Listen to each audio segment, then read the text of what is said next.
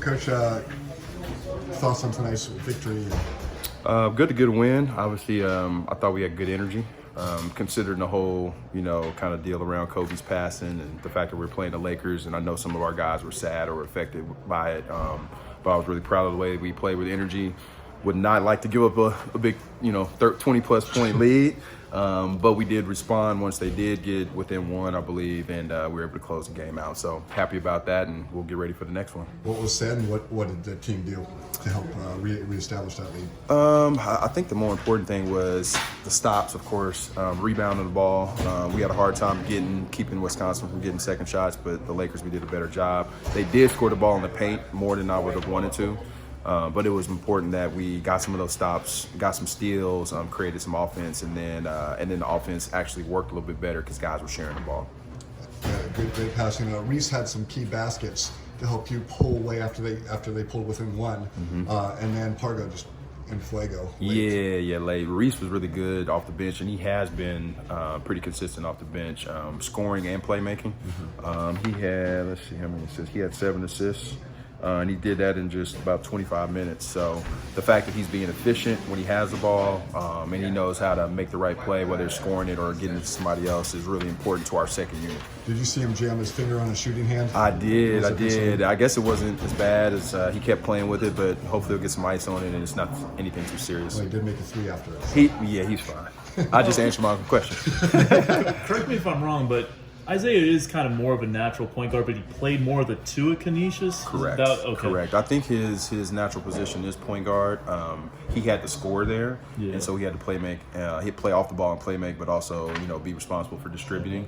But he's got a unique ability to play at his own speed. He very rarely gets sped up, and as he turns the corner, he knows where the outlets are, but then also if he can score it or throw the lob. So it's important that you have like that varied game. You got the vision to make the right play. Ryan Taylor is 19 of 32 on threes this year now. Thoughts? Really solid. Yeah. I told him way to shoot it like Kris Weems. I say he's got way more size and much better looking. Ryan has been a great addition for us.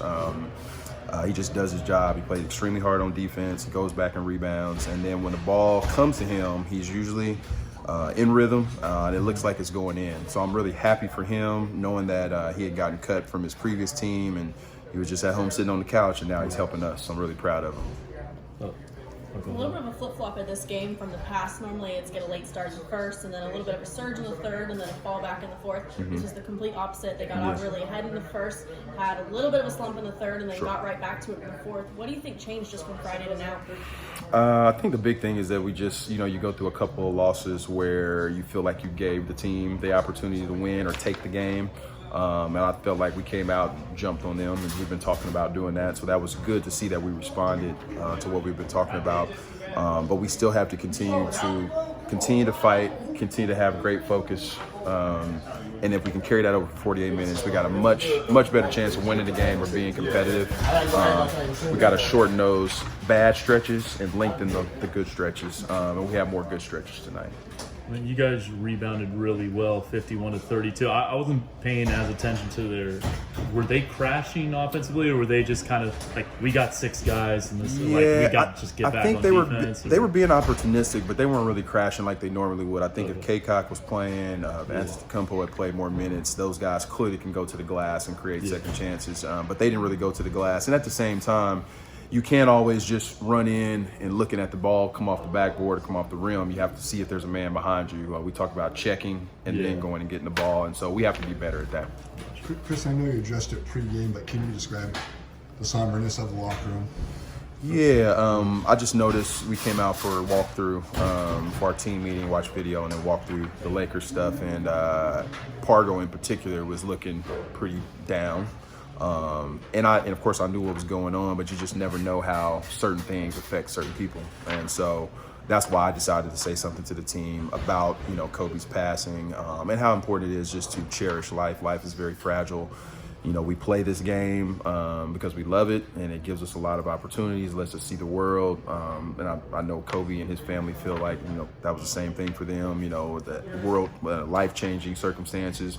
But at the same time, we're still people. We still hurt. We still have feelings. And so I know the guys were down about it. And at the same time, I said you have to honor, you know, the people that inspire you by playing as hard as you can and as smart as you can. And I thought they did that. Did they want to get on the court today? You know, I noticed the NBA had maybe toyed around with canceling some games. I didn't think we would, but I'm actually glad the guys played, because sometimes you just sit on that information and there's really no way to absorb that without feeling down about it. And getting something, having to do something that takes your mind off things is always a good distraction. Do you know? Did Jeremy say anything if during the course of his 2 years in the NBA, if he ever guarded Kobe, if he ever went up against him? No, Did he say anything? No, he would have been the one. I mean, with his at his age, and you know, I've crossed paths with Kobe. Yeah. I think some of the other guys maybe have done it. Maybe Deontay's been out a little while. You know, Kobe's only been out playing, I don't know, it would have been a few years, but they all revere him. You know, not just wearing his shoes and his gear, but his mentality, you know, the way he went about things. He's the ultimate professional, ultimate competitor. And I think a lot of guys see themselves in the way Kobe went about things. Now, nobody can be like that. But at the same time, you know, you just appreciate, like how I feel about Michael Jordan and Dr. J and Larry Bird, Magic Johnson, they feel about Kobe. He's right in their wheelhouse in terms of the timing. So I understand them feeling down. It'll be a sad locker room, I think, for a little while, but it's nothing wrong with feeling that loss of somebody that you really appreciate. Well, it feels like as a society we're taught to move on so quickly, you know, and that you have had all day to process this. But that said, how emotional was the pregame moment of silence and then the 24-second shot clock violations to back? How emotional was that for you? That was amazing. I was trying to keep it together myself. I was thinking about my brother. My brother passed away in November due to cancer. And, you know, I haven't even really had time to think about that. You know, I've been worried about coaching my team, but that's what he would want me to do. And so as that was happening, I'm like, man, I didn't think I was going to get emotional. But when the crowd started cheering, our guys taking a 24-second violation, and the other team too, is a pretty special moment. And I hope other teams did that across the league too. It's pretty cool to see. I know this is off topic now, but 80 combined fast break points for Wisconsin and South Bay, and 26 turnovers in each of the last two games. What do you how do you correct that in this next? That is certainly not off topic. You know, I like the fact that we had 36 assists tonight, but the 26 turnovers, that just means we're not being thorough when it comes to spacing the floor the right way. Who's going to be the nearest outlet, you know, when teams start to trap and throw different things at us, but also decision making. And it's important not only for Pargo, who's, you know, in his 10th, 11th, 12th year of playing, to make the right decisions, but it's important for Kai and Jacob and their development to know what that means. And so I would love to see us take better care of the ball, simply because it gives us more chances to score and it keeps the other team from scoring.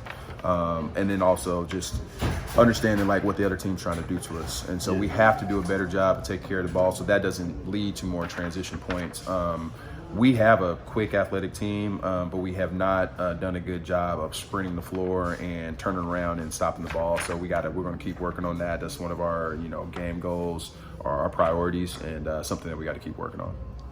Allen drew like 4 or 5 off-ball fouls. Is that something that's coached, or is it, I don't know? I mean, tell me a little bit about that. I think it's more that he hasn't found his man strength yet because he's still a teenager. And so, you know, he goes and he finds bodies because, you know, he's got to post up and, you know, carve out position. But a lot of times he gets thrown down because his initial hit gets the other team off balance and they just throw him down. So it'd be nice if he could hold that, catch the ball, and then go finish. Is it that intense in practice? I mean, it's almost WWE type stuff, the way he's falling to the ground. Yeah. Considering he's probably about 240, I need to talk to him about that. That shouldn't be happening. But he is a big, strong kid, and at the same time, he's figuring out how to throw his weight around literally in the paint and carve out position, and that will make us a more formidable team because then we'll get some of that inside-outside play. Awesome. Thanks, Thanks, Kris. Appreciate it. You got it.